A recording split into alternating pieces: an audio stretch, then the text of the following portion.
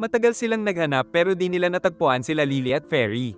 Pagbalik sa panuluyan ay naghihintay si Vulcan na di rin daw nakita ang dalawa kaya ipagtatanong daw ito ni Arya. Ngunit dumating ang manyak na butler na inanyayahan silang tatlo na bumisita sa Earl. Ayaw sana nilang pumayag pero sinabi ni Vulcan na magpupunta daw sila. Dahil nais pala ni Vulcan na mag-imbestiga kung may kinalaman ng manyak na Earl sa nawawalang mga kababaihan. Pagdating sa mansyon ay nakilala nila ang pangit na manyak pa na si Earl Gladstone. Binigyan sila ng tsaan ng butler pero alam nilang may pangpatulog ito kaya nilagyan sila ng buff ni Tama para di tumalab sa kanila. Tapos tinanong ni Stella kung nasaan sila Fairy at Lily pero sila pa ang nais ay paaresto ni Gladstone at pinagbintangan silang may sapi. Ngunit naantala ito dahil sumugod ang mga undead na kinokontrol ng Bell. Agad silang lumabas upang iligtas ang mga tao ngunit mabilis lang nilang natatalo ang mga kalansay.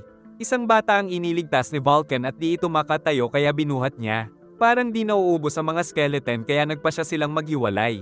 Samantala napansin ng Earl na siya ang target ng mga undead. Narinig nila ang bell mula kay Lace na sinabing ginagawa niya ito para ipaghiganti ang fiancé niyang pinatay ng Earl at nakakapag-summon na siya ng only skeleton gamit ang mana nila Fairy at Lily na nabihag niya gamit ang arrow. Saka pinalabas nito ang skeleton ng Earth Dragon na ginawa niya ring alagad. At umakyat siya dito upang simulan ang paghihiganti.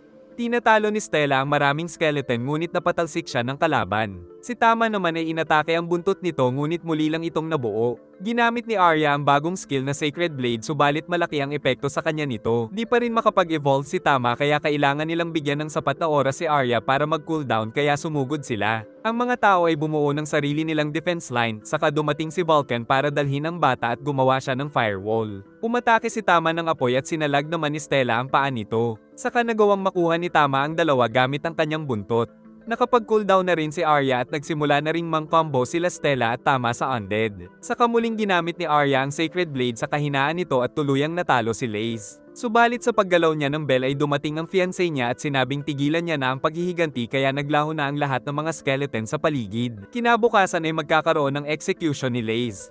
Nagbigay naman ng tsaa si Arya sa Earl bago magsimula ang execution. Pero nang nasa stage na sila ay inamin ni Gladstone na sila ang may kagagawan sa mga nawawalang kadalagahan dahil nilagyan pala ni Arya ng Potion of Truth ang binigay nitong tsaa. Kaya naman pinagtulungan ng mamamayan ng bastos na Earl at ang butler nito. Dahil dito ay natanggal sa pwesto ang Earl at pareho silang nasintensyahan ng butler ng habang buhay na pagkakakulong. Samantala di natuloy ang execution ni Lace pero nakulong pa rin. Nagbiyahe na sila pauwi sa village at isinama nila sila Fairy at Lily. Niyakap sila ni Anna dahil ligtas silang nakabalik.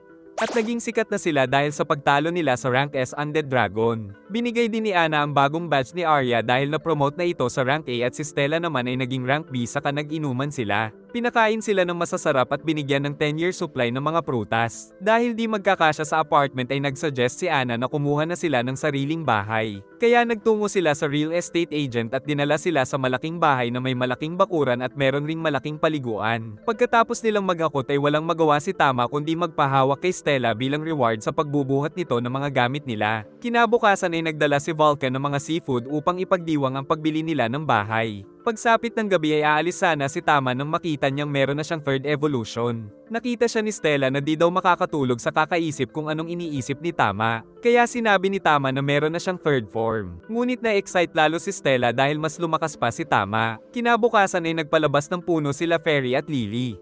At nagulat si Vulcan nang mapalabas ng mga ito ang isang world tree na paglumaki ay nagkakaroon ng mga mamahaling pambihirang bato ang mga ugat. Kaya pinatakpan nito ni Vulcan na ginawa naman ng dalawa.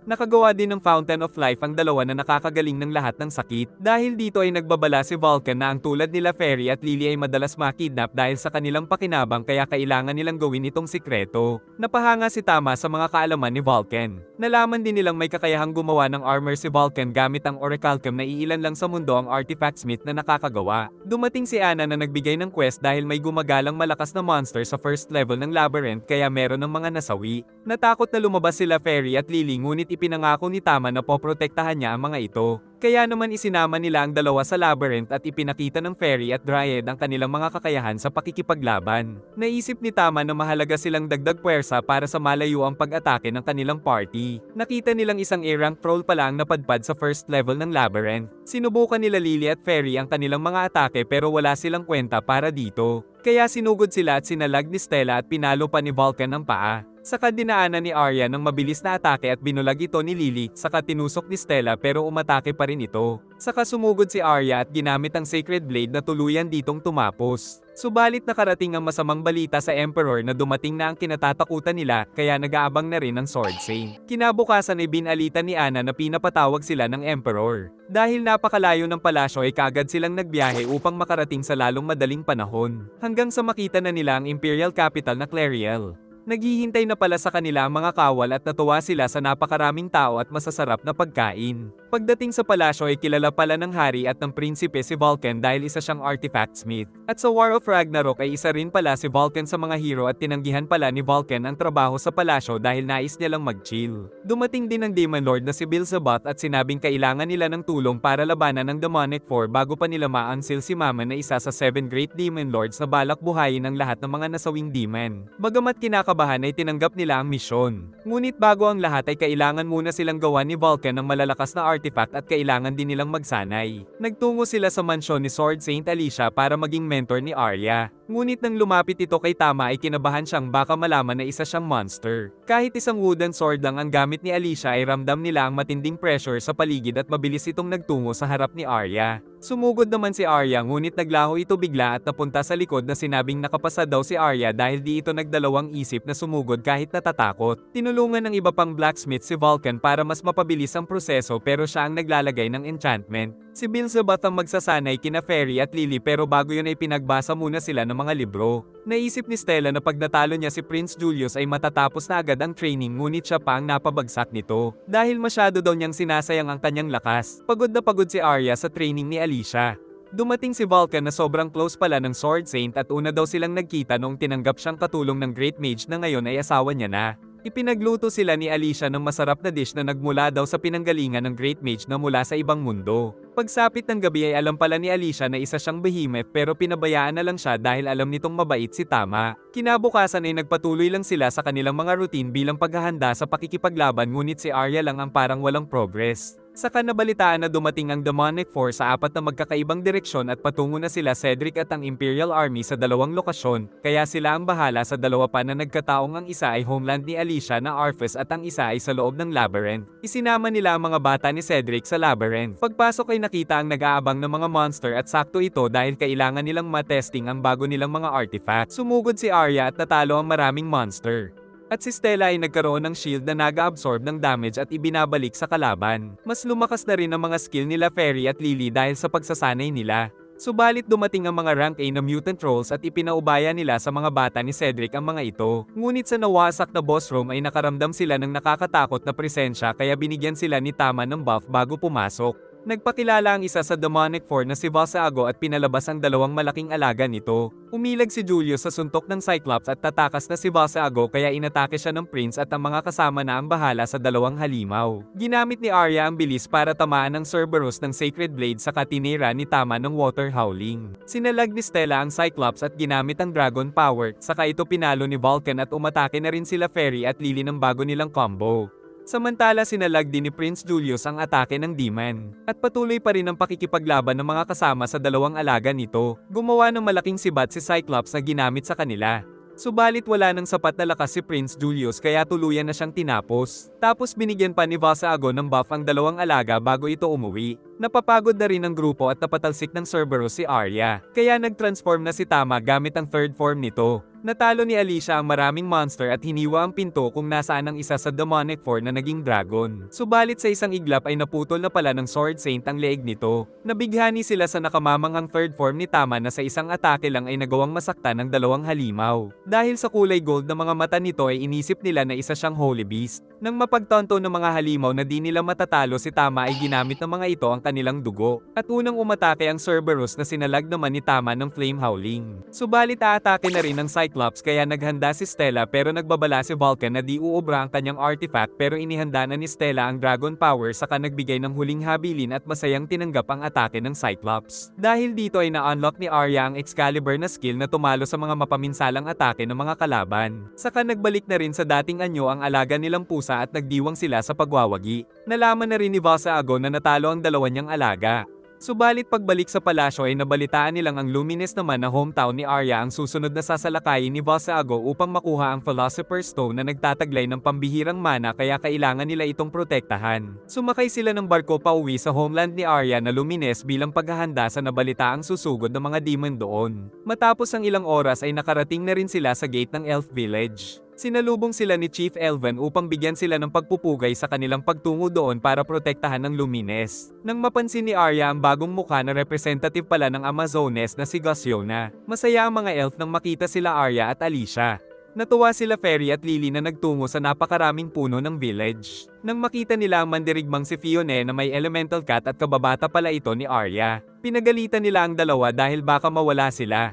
Kinabahan si Tama na malaman ng pusa na isa siyang behemoth pero nagpakumbaba ito. At dahil ito ang nagligtas sa kanyang master ay nakipag-bonding siya dito. Nag-meeting sila sa magiging strategy at nakahanda naman daw ang sistema ng mga elf kaya nagbuo sila ng Amazones team at ang leader ay ang nanay ni Arya na si Leona. Nagtaka si Arya dahil di ito marunong lumaban. Sagot ng ina na mula nang umalis ang anak ay natuklasan nitong meron siyang pambihirang lakas. Nagtungo sila sa kinalalagyan ng Philosopher's Stone kaya binuksan ng mga ugat at nakita ang malaking gate at tila may napansin si Alicia kay Gosiona. Nilakad nila ang napakahabang pababang pasilyo hanggang sa makarating sa Philosopher's Stone at pinakita ni Chief Elven na meron itong matibay na barrier kaya medyo napalagay si Tama. Nagtungo sila sa bahay nila Arya upang doon muna magpahinga.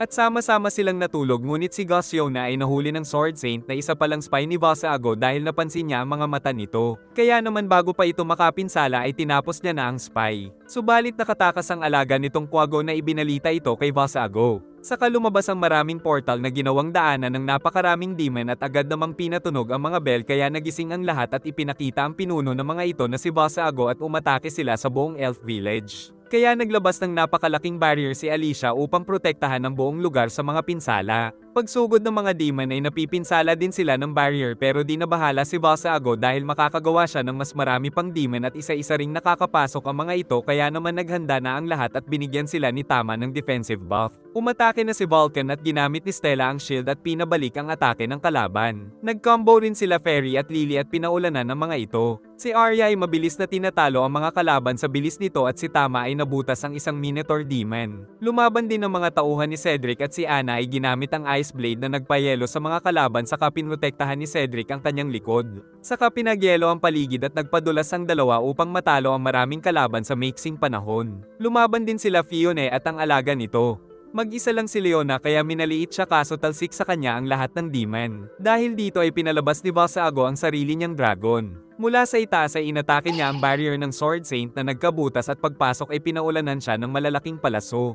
Ngunit winasak niya lang ang mga ito gamit ang kanyang dragon. Dahil di makakilo si Alicia ay pinaubaya niya na ang laban kina Arya. Nag-transform si Tama sa third evolution form nito upang mapuntahan niya ang demon at nakipagtirahan sila sa ere ng mga blast breath sa dragon ni Volsaago. Pero gumamit ng portal ang demon upang atakihin si Arya na pinrotektahan ni Tama na dahilan para mahulog sila. Binutes ng kalaban ng Great Tree at sa loob nito ay hinanap niya ang Philosopher's Stone. Mabuti na lang ay merong barrier kaya di nakuha ng demon pero inutusan niya ang dragon dahil kailangan niya ito upang masummon ng master niyang si Mammon at nang malunok ito ng dragon ay naramdaman ng buong village at nagsimulang mabulok ang Great Tree. Pinaguho ng kalaban ng kuweba ngunit mabilis na kumilo si Arya kaya nakakapit siya sa dragon. Balak nang umuwi ni Volsaago at nagmadali si Tama dahil baka madala nito si Arya sa Demon Realm ngunit inatake pa siya ng dragon. Kinabahan ng mga kaibigan na may sama ang dalawa sa mundo ng mga demon. Nagbanta naman si Arya saka nagpahulog nang sa ganun ay makaatake si Tama ng napakalakas sa dragon subalit nakipagpaligsahan ito sa kanya. Saka dumating si Arya gamit ang bagong skill nitong Excalibur at direkta niyang tinamaan si Volsaago na nasaksihan ng lahat. Dahil dito ay natakot ang mga demon at nahulog si Arya na iniligtas ni Tama at nabawi na nila ang Philosopher's Stone kaya sila na ang itinanghal na bagong hero ng kasaysayan. Pagsapit ng gabi ay nagkaroon sila ng pagdiriwang sa pagkaligtas ng Elf Village at sa tuluyang pagkatalo ng Demonic Four. Nagdala din ng marami pang pagkain si Beelzebub. Pinalakpakan sila Tama at Arya. Saka binigyan sila ni Alicia ng titulo na Sacred Blade at Sacred Beast at napaiyak sa tuwa ang elf. At pag-uwi nila sa City of Ruin ay kinilala silang lahat ng mga tagapagligtas na tumalo sa puwersa ng kadiliman. Maraming salamat sa panonood. Kung nagustuhan mo ay pakiabangan ng susunod at kung bago ka pa lang sa channel ay paki-like and subscribe naman mga lods para muwa-muwa chup chup.